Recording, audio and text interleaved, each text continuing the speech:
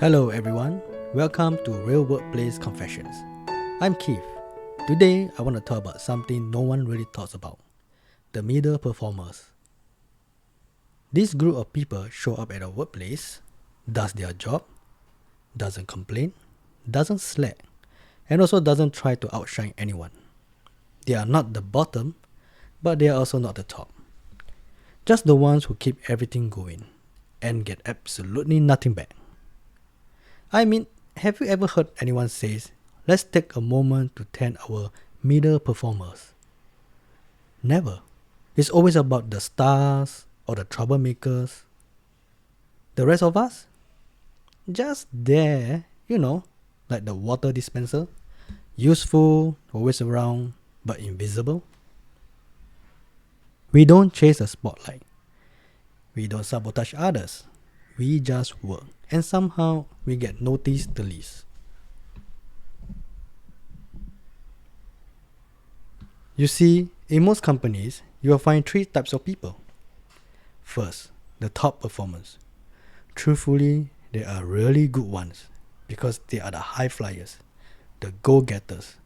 But there are people who act like the top performers. They are the ones who are loud, visible, and always trying to get noticed. They stay late, they talk a lot. They like to drop keywords like synergy or pipeline. Then, the bottom performers. These are the ones who often get talked about behind closed doors. HR monitors them.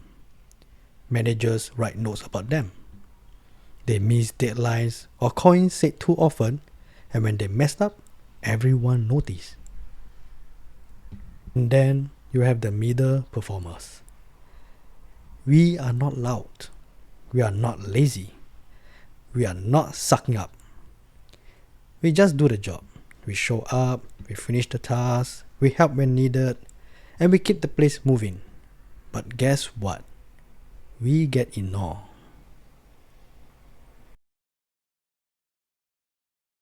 No one gives you a trophy for being consistent. No one promotes you just for being stable. You are not underperforming, but you are not impressive either. So you just stay where you are for years. You are the person they always depend on, but never reward. The one they always assign extra work to, but don't appreciate. The one who also get things done quietly, yet others get praised loudly. Ever been called reliable?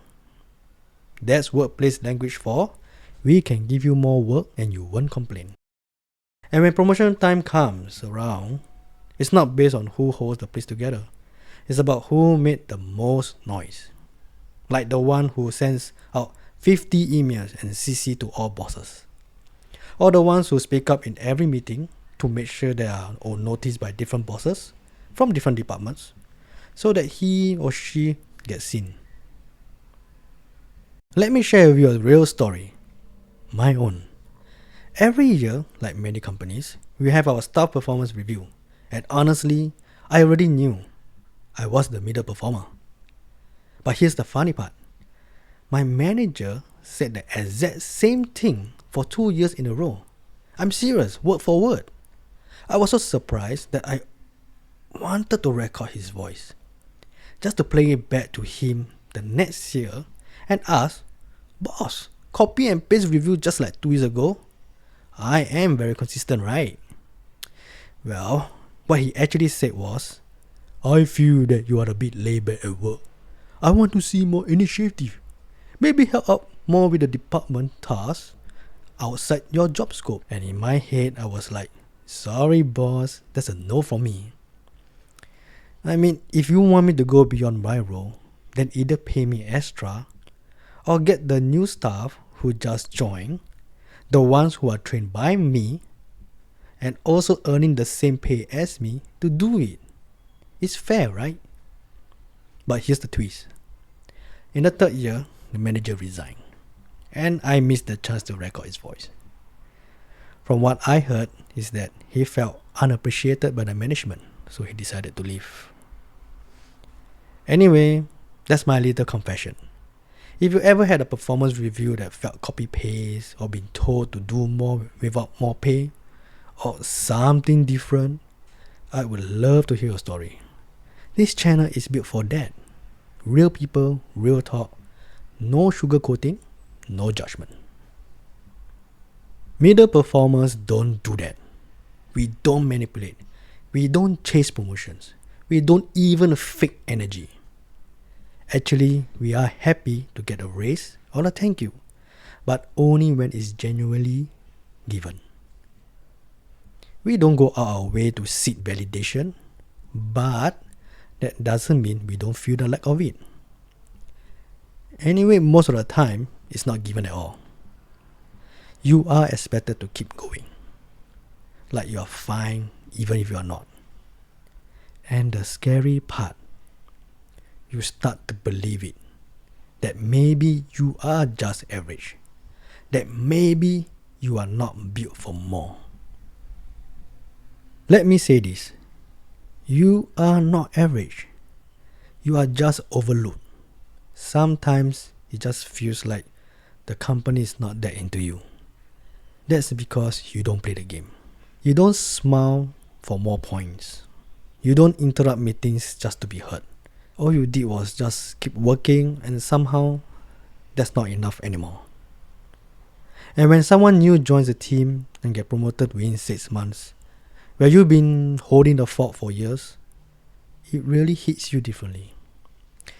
You ask yourself, what am I doing wrong? But it's not you. It's a system. A system that rewards visibility over value, noise over consistency, performance theatric over actual contribution. Let me share another personal moment. I didn't get promoted after 10 years of service, and the truth is, I am okay with that. Not because I didn't want to grow, but because my company has this policy that from an executive promote to a supervisor role, which is almost like assistant manager role, promotion comes with more responsibilities, more expectations, and sometimes more nonsense. The best part, the increment salary is only $50. No joke, it's $50. Another best part, there are about 5 supervisors, which is like 5 assistant managers. And the next level, the manager, and there can only be 1. The management even mentioned that salary will surely improve as years goes by. So when I was offered to be trained as a supervisor, I looked at the job scope. I have to take on more work, supervise more people, deal with more issues, like 5 supervisors fighting for the manager role in the future for a freaking $50. I turned it down totally. And to be honest, I get it. Sometimes the climb isn't worth it. But that doesn't mean we don't notice who's getting what or how easily others move up their position when we have been holding the fort. Because in the end, the new colleagues took the supervisor role. What I can tell you is that because of people like that, company take advantage. Company do not want to give proper increment for promotion. And you wonder, is it me? Or the company just not that into me? End of the day, they still need me to hold the fort when they got no choice because of my experience. We don't get recognized because we don't make noise. We are not a problem. We don't give in to company unreasonable condition, and we are not a trophy, but we are the glue, the steady hands that keep the wheels turning. And that's why no one talks about us, because they assume we will always be there, no matter how overlooked we feel. To every middle performer who ever felt invisible, this one is for you. We are not loud. We are not exceptional. We are consistent, we are quiet, we are reliable. But in most workplaces, that gets you nothing. So, Tune in to the next episode soon. And remember, share your stories. Stay sane, stay employed, and maybe it's time someone finally notice you. See you soon again.